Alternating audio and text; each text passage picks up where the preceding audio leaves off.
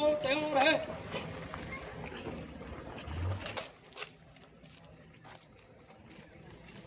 Guard century खड़ा रहेंगे। बाकी किसान जन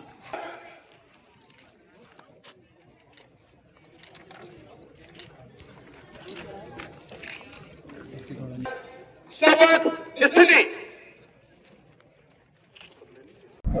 देखिए, हम लोग शुरू से सारी परीक्षाएं पारदर्शिता से हों, नकल विहीन हों और योग्यता, क्षमता और प्रतिभावान छात्र छात्राओं को, गरीब माता पिता के बेटे बेटियों को उनकी योग्यता और क्षमता के आधार पर उनका चयन हो, ये हमारा संकल्प है। और 4 जुलाई 2021 को मैंने राज्य के मुख्य सेवक के रूप में काम करना प्रारंभ किया। तब से लेकर अब तक 25,000 से अधिक नियुक्तियां बिना किसी नकल के पारदर्शिता के साथ संपन्न हुई है। हमारा प्रयास है कि जो हमारा कैलेंडर है आने वाले सालों का, वो कैलेंडर भी हमारा पूरी तरह से तय समय सीमा पर हो, हमारे सभी अभ्यर्थियों को उचित मौका मिले। और जो एक प्रकरण आया है उस प्रकरण की जांच की जा रही है, उसके लिए एसआईटी का गठन कर दिया गया है। एसआईटी जगह जगह जाकर काम कर रही है।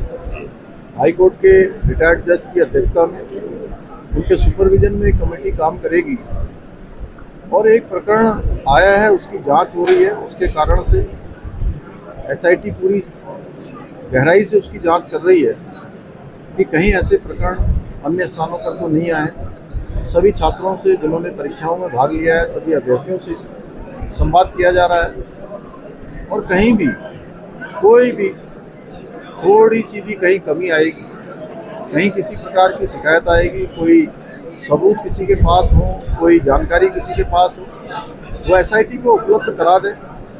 मैं छात्रों से भी, छात्राओं से भी कहना चाहता हूँ कि हमारी सर्वोच्च प्राथमिकता है उनके हितों के अनुसार हम आगे भी इस प्रकार के जो परीक्षा के कार्यक्रम हैं उसको तय समय सीमा पर चलाते रहेंगे। कल आपने अखबारों में पढ़ा होगा उनका कल नोटिफिकेशन जारी हो गया है और छात्रों के हित में हम हमेशा रहे। हमारी सर्वोच्च प्राथमिकता है हमारे राज्य के सभी भाई बहनों परीक्षाओं में पारदर्शिता हो, परीक्षा में देरी न हो, ये भी हमारी सर्वोच्च प्राथमिकता है। उसको ध्यान में रखकर हम काम कर रहे हैं। सीएम साहब, आप मूड है, हाँ, ये बहुत जरूरी है इस समय।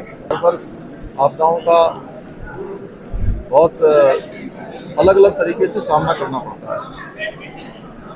आपदाएं हमारे यहाँ कभी एवलांच के रूप में आती हैं, हिमस्खलन होता है, कभी भूस्खलन होता है, कभी अतिवृष्टि होती है, कभी बादल फट जाता है।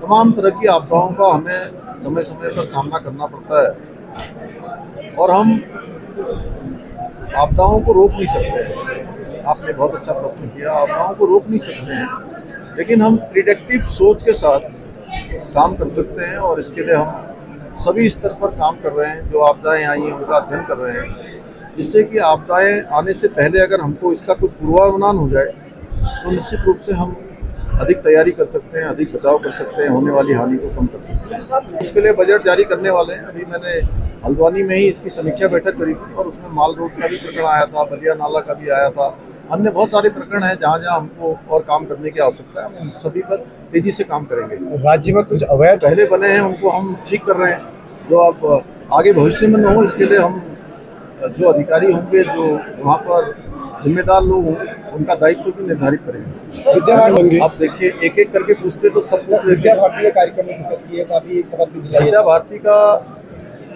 देखिए, बहुत हमारे भैया बहनों को, हमारे बच्चों को, छात्र छात्राओं को प्रोत्साहन के लिए पूरे प्रदेश भर के जो हमारे मेधावी छात्र एवं छात्राएं हैं उनका यहाँ पर उत्कृष्ट छात्रों को और छात्राओं का सम्मान समारोह आयोजित किया गया है।